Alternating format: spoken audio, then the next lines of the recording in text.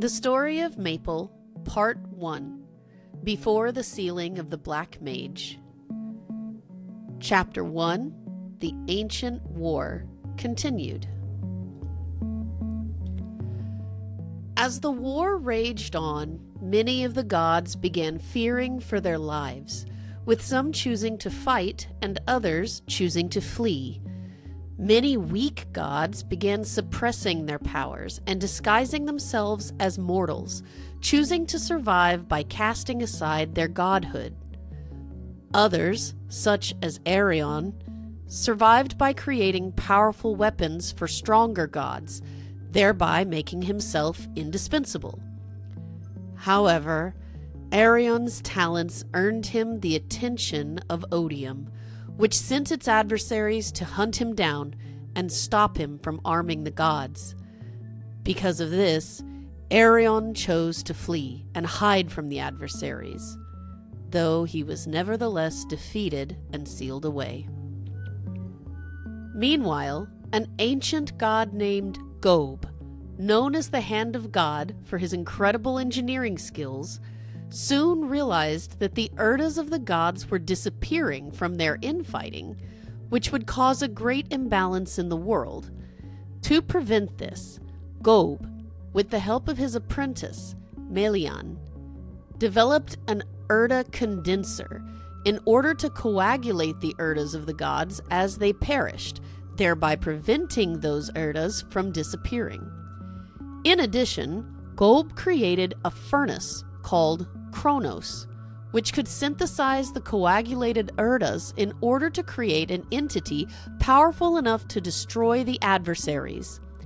However, Gob was unable to find a way to capture the Urdas of the gods as they perished, for which he deemed his experiment a failure. Though the adversaries continued sealing the gods, many viewed the overseer's soldiers as mere nuisances, taking immense pleasure in the carnage and seeking to use the war as a means to gain power and influence over the other gods' domains.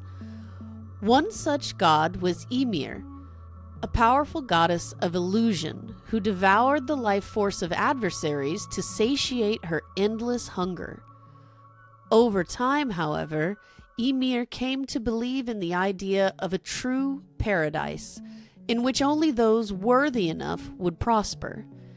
In order to commit herself to this cause, Ymir expelled all her inner malice in the form of a clone body called Radiant Malefic Star. Ymir then sealed her clone underneath the Black Sea of Grandis, where her other self spent ages destroying passing ships and draining the life force of sailors, inspiring many songs across Mapleworld and Grandis about the mysterious disappearances. Some gods, however, remained staunch opponents for the gods' disregard for mortals.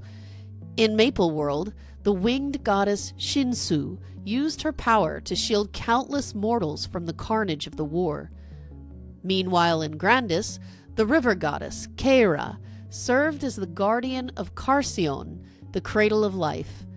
Taking pity on the refugees of the war, Keira took in many displaced snake and turtle anima who sought sanctuary near the pure waters of Carcion. Amongst these refugees was Gaon, a black tortoise anima whose entire race had been wiped out by an ancient god. As the last survivor, Gaon wandered the world in order to fight the gods until arriving at Carcion, heavily wounded. At the coastline of Carcion, Keira healed Gaon and allowed him to recuperate under her care. Over time, Gaon slowly changed his stance on the gods and came to become a close friend and protector of Keira. During this time, an ancient god named Brihini, an enormous sea serpent capable of creating devastating whirlpools, attacked Carcion, enraged that Keira refused to oppose the overseers.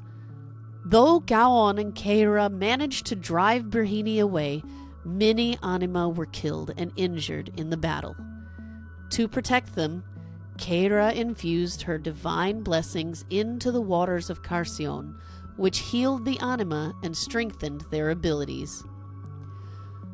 By the latter half of the war, a powerful god named Jupiter, who ruled the Holy Land in western Grandis, amassed immense power and influence, gathering as many as 30% of the surviving gods under his banner. Believing that the only way to defeat the adversaries was to unite together, Jupiter sent out a call to all the remaining gods, hoping to create an alliance that could win the war. However, many gods refused Jupiter's call, with some distrusting his intentions, and others believing that to rely on another's strength was a disgrace to their godhood. Despite this, several gods, particularly those too weak to protect themselves, chose to follow Jupiter, hoping that they could survive under his protection. During this time, Melian, Gob's disciple, came to believe that the chaos of the gods was intolerable, for which she proposed to revive the Kronos experiment. As Gob could not capture the Urdas of the gods as they died, Melian suggested that they instead throw the gods directly into the furnace in order to destroy their physical bodies and synthesize their Urdas directly. However, Gob was shocked by her inhumane suggestion and expelled her from his tutelage, banishing her from his workshop, Girdrak.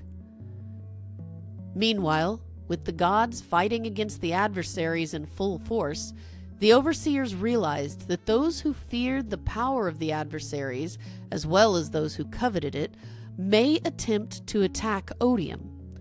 For this reason, they chose the 4 strongest anima in Grandis: Kaon, the black tortoise; Ara, the blue dragon; Shuli, the vermilion bird; and Bekyon, the white tiger.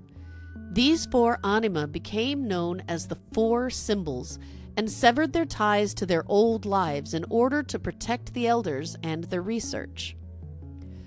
After Gaon was chosen by the overseers to protect the elders, Kera, upon seeing how conflicted he was at the realization that he would be helping the overseers seal her away, chose to help him by making the decision to seal herself away first, declaring that she would do her part to quell the primordial chaos. Before falling into dormancy, Kera gave Gaon a jewel infused with her powers, which was embedded in her spear. However, by the time Gaon arrived at Odium, the divine power within the jewel had already faded away with Kera's slumber. Over time, the war continued progressing as the elders had hoped, with the gods falling one by one to the adversaries' power.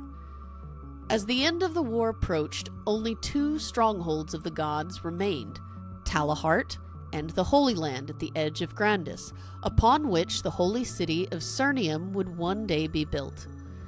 In Talahart, Noctis's immense strength allowed her to effortlessly defeat the adversaries who came to face her, leading her to believe that none could harm her or her twin sister Luce.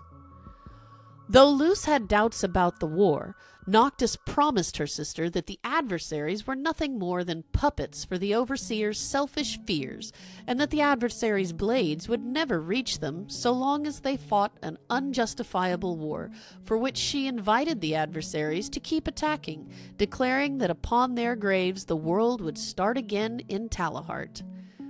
Meanwhile, the other gods of Talahart began to fear the overseers, realizing that their divinity remained under threat at the hands of those who could seal them away forever. As stronger and stronger adversaries were sent forth from Odium to attack Talahart, the other gods betrayed Noctis in an effort to steal her immense power. By kidnapping her sister, the gods forced Noctis into an agreement to surrender her power in exchange for her sister's life, though the gods nevertheless stripped Luce of her power and banished her from Talahart. Though the gods of Talahart claimed Noctis's power, they were unable to handle that power, resulting in Talahart's destruction and the gods being sealed away by their adversaries. Talahart's fall signified the final act of the war, with nearly all the gods either sealed away, hidden amongst mortals, or taking their final stand. With many powerful gods, such as Mitra, the sun god, falling at the hands of the adversaries, Gob decided to hide himself from the war by creating a pocket dimension inside his dimensional toad, Tirnog. With the age of the gods slowly coming to a close, Jupiter and his alliance stood in the Holy Land as the last gods left in the world. Eventually, however, only one god remained at the edge of Grandis, and the elders continued their experiments to create an adversary to confront the last god standing.